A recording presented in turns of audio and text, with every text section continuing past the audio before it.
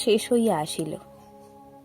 রুদ্রের যে মূর্তি একদিন শেষ বৈশাখে আত্মপ্রকাশ করিয়াছিল, সে যে কত ভীষণ, কত বড় কঠোর হইয়া উঠিতে পারে, তাহা আজিকার আকাশের প্রতি না চাহিলে উপলব্ধি করাই যায় না।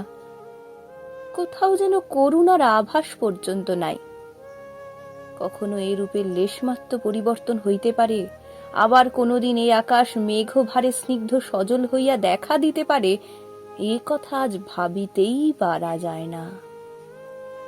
মনে হয় সমস্ত প্রজ্বলিত নভস্থল ব্যাপিয়া যে অগ্নি অহরহ ঝরিতেছে, ইহার অন্ত নাই, সমাপ্তি নাই।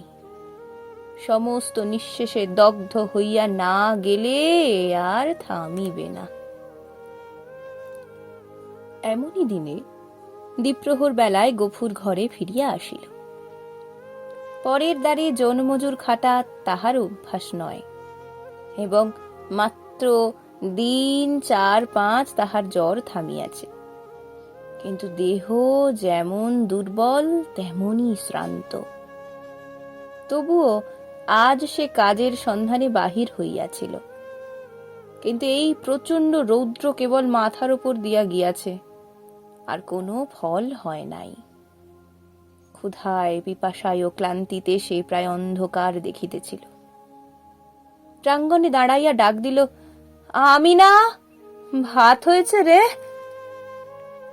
মেয়ে ঘর হইতে আস্তে আস্তে বাহির হইয়া নিরুত্তরে খুঁটি ধরিয়া দাঁড়াইল।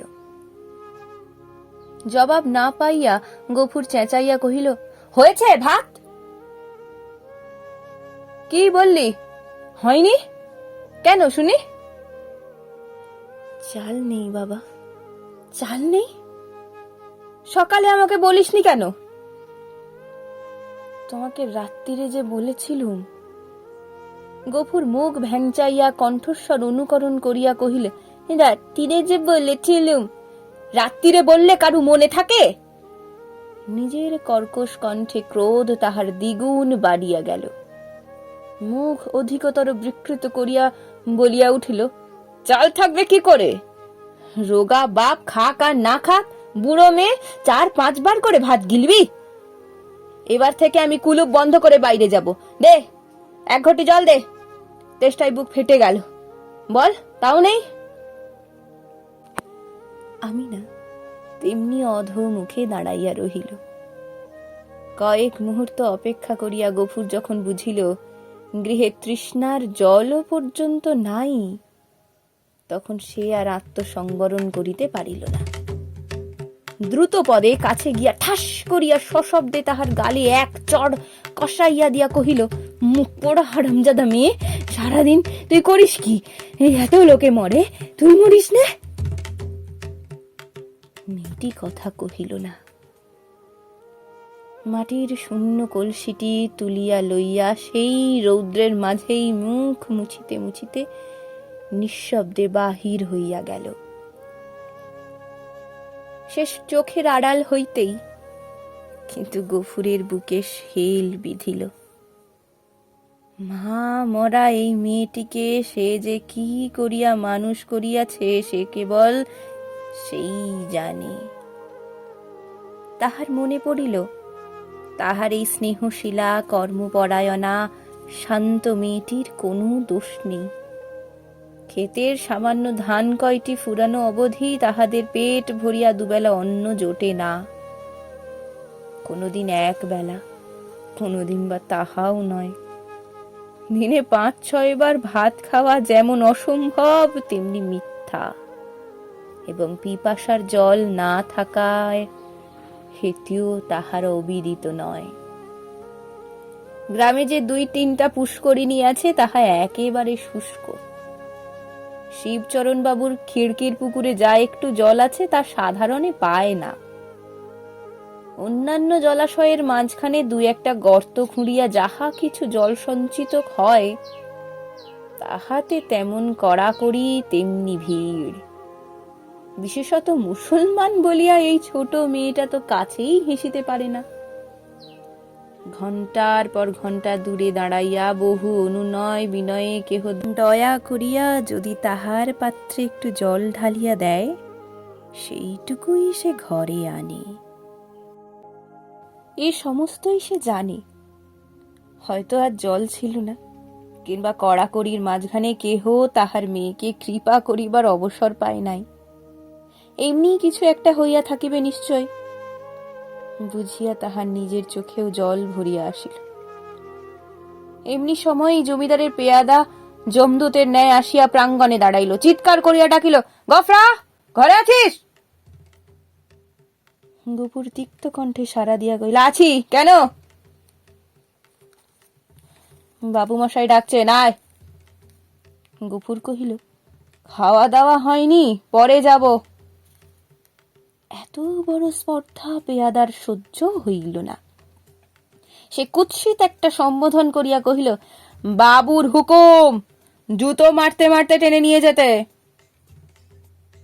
গফুর দ্বিতীয়বার আত্মবিস্মৃত হইল। সেও একটা দুর্বাক্য উচ্চারণ করিয়া কহিল, মহারানীর রাজত্বে কেউ কারো গোলাম নয়, খাজনা দিয়ে বাস করি, আমি যাব না। কিন্তু সংসারে অত ক্ষুদ্রের অত বড় দোহাই দেওয়া শুধু বিফল নয়, বিপদের কারণ। রক্ষা এই যে অত ক্ষীণ কণ্ঠ অত বড় কানে গিয়া পৌঁছয় না, না হইলে তাহার মুখের অন্ন ও চোখের নিদ্রা দুই ঘুচিয়া যাইত। তাহার পরে কি ঘটিল বিস্তারিত বলার প্রয়োজন নাই। কিন্তু ঘণ্টাখানেক পরে যখন সে জমিদারের সদর হইতে ফিরিয়া ঘরে গিয়া নিঃশব্দে শুইয়া পড়িল, তখন তাহার চোখ মুখ ফুলিয়া গিয়াছে। তাহার এত বড় শাস্তির হেতু প্রধানত মহেশ। গফুর বাটি হইতে বাহির হইবার পরে সেও দড়ি ছিঁড়িয়া বাহির হইয়া পড়ে এবং জমিদারের প্রাঙ্গণে ঢুকিয়া ফুল গাছ খাইয়াছে। ধান শুকাইতেছিল, তাহা ফেলিয়া ছড়াইয়া নষ্ট করিয়াছে। পরিশেষে ধরিবার উপক্রম করায় বাবুর ছোট মেয়েকে ফেলিয়া দিয়া পলায়ন করিয়াছে। এরূপ ঘটনা এই প্রথম নয়, ইতিপূর্বেও ঘটিয়াছে। শুধু গরিব বলিয়াই তাহাকে মাপ করা হইয়াছে। পূর্বের মতো এবারও সে আসিয়া হাতে পায়ে পড়িলে হয়তো ক্ষমা করা হইত, কিন্তু সে যে কর দিয়া বাস করে বলিয়া, কাহারও গোলাম নয় বলিয়া প্রকাশ করিয়াছে। প্রজার মুখের এত বড় স্পর্ধা জমিদার হইয়া শিবচরণ বাবু কোনো মতেই সহ্য করিতে পারেন নাই। সেখানে সে প্রহার ও লাঞ্ছনার প্রতিবাদ মাত্র করে নাই, সমস্ত মুখ বুজিয়া সহিয়াছে। ঘরে আসিয়াও সে তেমনি নিঃশব্দে পড়িয়া রহিল। ক্ষুধা তৃষ্ণার কথা তার মনে ছিল না, কিন্তু বুকের ভিতরটা যেন বাহিরের মধ্যাহ্ন আকাশের মতোই জ্বলিতে লাগিল। এমন কতক্ষণ কাটিল তাহার হুঁশ ছিল না, কিন্তু প্রাঙ্গণ হইতে সহসা তাহার মেয়ের আর্তনাদ কানে যাইতেই সে সবেগে উঠিয়া দাঁড়াইল এবং ছুটিয়া বাহিরে আসিতে দেখিল আমিনা মাটিতে পড়িয়া এবং তাহার বিক্ষিপ্ত ভাঙা ঘট হইতে জল ঝরিয়া পড়িতেছে, আর মহেশ মাটিতে মুখ দিয়া সেই জল মরুভূমির মতো যেন শুষিয়া খাইতেছে। চোখের পলক পড়িল না, গফুর দিগ্বিদিক জ্ঞান শূন্য হইয়া গেল। মেরামত করিবার জন্য কাল যে তাহার লাঙলের মাথাটা খুলিয়া রাখিয়াছিল, তাহাই দুই হাতে গ্রহণ করিয়া সে মহেশের অবনত মাথার উপরে সজোরে আঘাত করিল।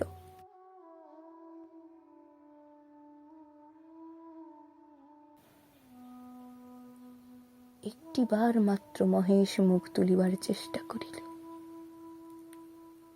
তাহার পরেই তাহার অনাহার ক্লিষ্ট শীর্ণ দেহ ভূমিতলে লুটাইয়া পড়িল। চোখের কোণ বাহিয়া কয়েক বিন্দু অশ্রু ও কান বাহিয়া কয়েক ফোঁটা রক্ত গড়াইয়া পড়িল। বার দুই সমস্ত শরীরটা তাহার থর থর করিয়া কাঁপিয়া উঠিল। তারপরে সম্মুখ ও পশ্চাতের দু পা দুটা তাহার যত দূরে যায় প্রসারিত করিয়া মহেশ শেষ নিঃশ্বাস ত্যাগ করিল।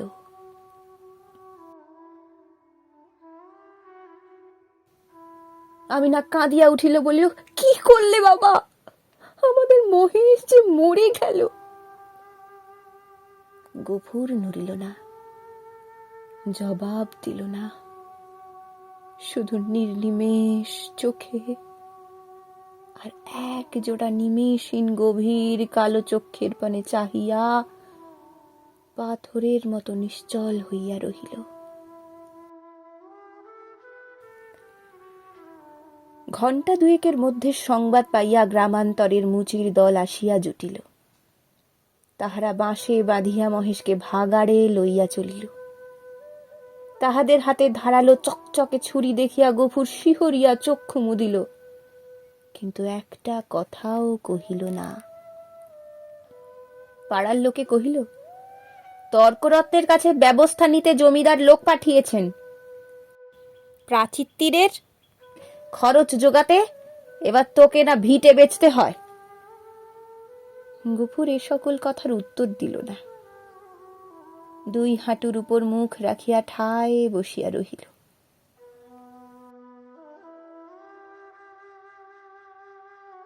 অনেক রাত্রে গফুর মেয়েকে তুলিয়া কহিল, আমিনা, চল আমরা যাই। সে দাওয়ায় ঘুমাইয়া পড়িয়াছিল। চোখ মুছিয়া উঠিয়া বসিয়া বলিল, কোথায় বাবা? গফুর কহিল, ফুলবেড়ের সটকলে কাজ করতে। মেয়ে অবাক হইয়া চাহিয়া রহিল। ইতিপূর্বে অনেক দুঃখেও পিতা তাহার কলে কাজ করিতে রাজি হয় নাই। সেখানে ধর্ম থাকে না, মেয়েদের ইজ্জত আব্রু থাকে না, এসে বহুবার শুনিয়াছে। গফুর কহিল, দেরি করিস না, নে মা চল, অনেক পর হাঁটতে হবে। আমিনা জল খাইবার ঘটি ও পিতার ভাত খাইবার পিতলের থালাটি সঙ্গে লইতেছিল। গফুর নিষেধ করিল, ওসব থাক মা, ওতে আমার মহেশের প্রাচিত্তির হবে। অন্ধকার গভীর নিশীথে সে মেয়ের হাত ধরিয়া বাহির হইল। এ গ্রামে আত্মীয় তাহার ছিল না, কাহাকেও বলিবার কিছু নাই। আঙিনা পার হইয়া পথের ধারে সেই বাবলা তলায় আসিয়া সে থমকিয়া দাঁড়াইয়া সহসা হু হু করিয়া কাঁদিয়া উঠিল। নক্ষত্র খচিত কালো আকাশে মুখ তুলিয়া বলিল, আল্লাহ, আমাকে যত খুশি সাজা দিও, কিন্তু আমার মহেশ তেষ্টা নিয়ে মরেছে। তার সরে খাবার এতটুকু জমি কেউ রাখেনি। যে তোমার দেওয়া মাঠের ঘাস, তোমার দেওয়া তেষ্টার জল তাকে খেতে দেয়নি, তার কসুর তুমি যেন কখনো করো না।